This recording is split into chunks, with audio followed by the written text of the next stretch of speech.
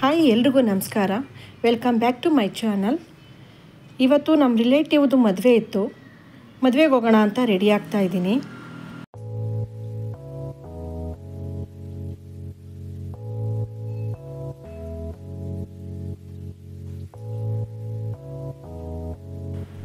Finally ನಾನು ಈ ರೀತಿ ರೆಡಿಯಾಗಿ ಮದುವೆಗೆ ಹೊರಟೆ.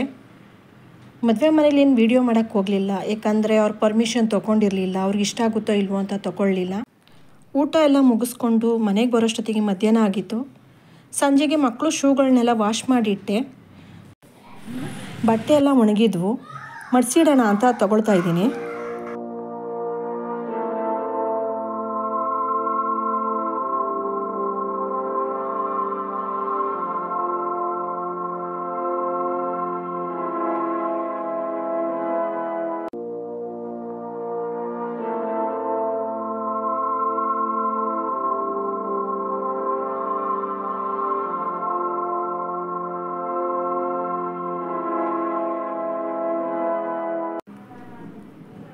ಸಾಯಂಕಾಲ ಟೈಮು ನನ್ನ ಮಗಳೇ ದೀಪ ಹಚ್ತಾಳೆ.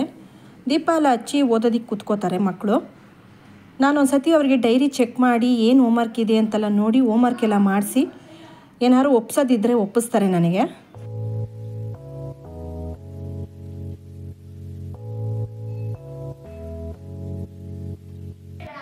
ರಾತ್ರಿ ಊಟಕ್ಕೆ ಚಪಾತಿ ಮತ್ತು ಬಟರ್ ಪನ್ನೀರ್ ಬುರ್ಜಿ ಮಾಡೋಣ ಅಂತ ರೆಡಿ ಮಾಡ್ಕೋತಾ ಇದ್ದೀನಿ. ಒಂದು 3 ಸ್ಪೂನಷ್ಟು ಮೊಸರಿಗೆ ಚಿಲ್ಲಿ ಪೌಡರು, ಧನಿಯಾ ಪೌಡರು, ಸ್ವಲ್ಪ ಗರಂ ಮಸಾಲ, ಸ್ವಲ್ಪ ಜೀರಿಗೆ ಪೌಡ್ರು, ಸ್ವಲ್ಪ ಅರಿಶಿಣ,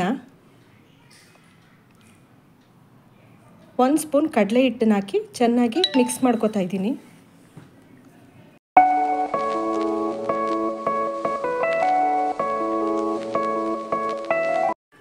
ಮಿಕ್ಸ್ ಮಾಡಿ ಇಟ್ಕೋಬೇಕು. ಒಂದು ಬಾಣಲಿಗೆ ಎಣ್ಣೆ ಹಾಕ್ಕೊಂಡು ಈರುಳ್ಳಿ ಹಾಕಿ, ಶುಂಠಿ ಬೆಳ್ಳುಳ್ಳಿ ಪೇಸ್ಟ್ ಹಾಕಿ ಹಸಿ ವಾಸನೆ ಹೋಗೋವರೆಗೂ ಚೆನ್ನಾಗಿ ಫ್ರೈ ಮಾಡ್ಕೋಬೇಕು. ಚೆನ್ನಾಗಿ ಬಾಡಿಸ್ಕೋಬೇಕು. ಸ್ವಲ್ಪ ಜಾಸ್ತಿ ಫ್ರೈನೇ ಮಾಡ್ಕೋಬೇಕು ಈರುಳ್ಳಿನ. ನಾನು ಟೊಮೊಟೊನ ಒಂದು 3 ಟೊಮೊಟೊ ತೊಗೊಂಡಿದ್ದೀನಿ. ಅದನ್ನು ಚೆನ್ನಾಗಿ ರುಬ್ಕೊಂಡಿದ್ದೀನಿ. ಹಾಕಿ ಅದನ್ನು ಕೂಡ ಚೆನ್ನಾಗಿ ಫ್ರೈ ಮಾಡಬೇಕು. ಸ್ವಲ್ಪ ಹಸಿ ವಾಸನೆ ಹೋಗೋವರೆಗೂ ಫ್ರೈ ಮಾಡ್ಕೋಬೇಕು. ಅದೆಲ್ಲ ಫ್ರೈ ಆದಮೇಲೆ ನಾವು ಏನು ಮೊಸರಲ್ಲಿ ಮಸಾಲೆಗಳನ್ನೆಲ್ಲ ಹಾಕ್ಕೊಂಡು ಮಿಕ್ಸ್ ಮಾಡ್ಕೊಂಡಿದ್ವೋ ಅದನ್ನೆಲ್ಲ ಹಾಕಿ ಎಣ್ಣೆ ತೇಲ್ ಬರೋವರೆಗೂ ಚೆನ್ನಾಗಿ ಫ್ರೈ ಮಾಡ್ಕೋಬೇಕು. ನಂತರ ನೀರನ್ನು ಹೆಚ್ಚಿಸ್ಕೋಬೇಕು. ನಮಗೆ ಎಷ್ಟು ಗ್ರೇವಿ ಬೇಕು ಅಷ್ಟು ನೋಡಿಕೊಂಡು ನೀರನ್ನು ಹೆಚ್ಚಿಸ್ಕೊಂಡು ನಾನು ಪನ್ನೀರನ್ನ ಪುಡಿ ಮಾಡಿ ಇಟ್ಕೊಂಡಿದ್ದೀನಿ. ಅದನ್ನು ಕೂಡ ಹಾಕಿ ಚೆನ್ನಾಗಿ ಫ್ರೈ ಮಾಡ್ತಾಯಿದ್ದೀನಿ.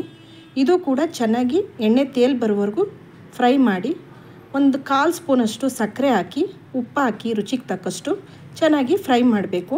ನೋಡಿ, ಈ ರೀತಿ ಎಣ್ಣೆ ತೇಲ್ ಬರೋವರೆಗೂ ಫ್ರೈ ಮಾಡಿ ಸ್ವಲ್ಪ ಫ್ರೆಶ್ ಕ್ರೀಮ್ ಹಾಕಿ ಕಸ್ತೂರಿ ಮೇಥಿನ ಹಾಕ್ತಾಯಿದ್ದೀನಿ. ಮಿಕ್ಸ್ ಮಾಡಿ 2 ನಿಮಿಷ ಬಿಟ್ಟು ಪಕ್ಕಕ್ಕೆ ಇಟ್ಕೊತೀನಿ.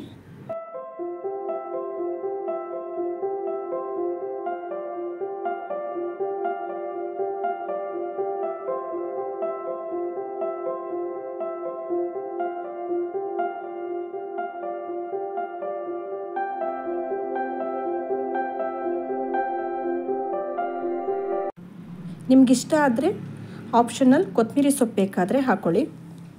ನೆಕ್ಸ್ಟು ಒಂದು ಸಣ್ಣ ಬಾಣಲಿ ತಗೊಂಡು 1 ಸ್ಪೂನ್ ಬೆಣ್ಣೆ ಹಾಕಿ ಅದಕ್ಕೆ 1 ಸ್ಪೂನ್ ಚಿಲ್ಲಿ ಪೌಡ್ರ್ ಹಾಕಿ ಆಫ್ ಮಾಡಿಬಿಡಬೇಕು ತಕ್ಷಣಕ್ಕೆ. ಇಲ್ಲಾಂದರೆ ಚಿಲ್ಲಿ ಪೌಡ್ರೆಲ್ಲ ಸೀದೋದಂಗೆ ಆಗುತ್ತೆ, ಸೀದ ವಾಸನೆ ಬರುತ್ತೆ.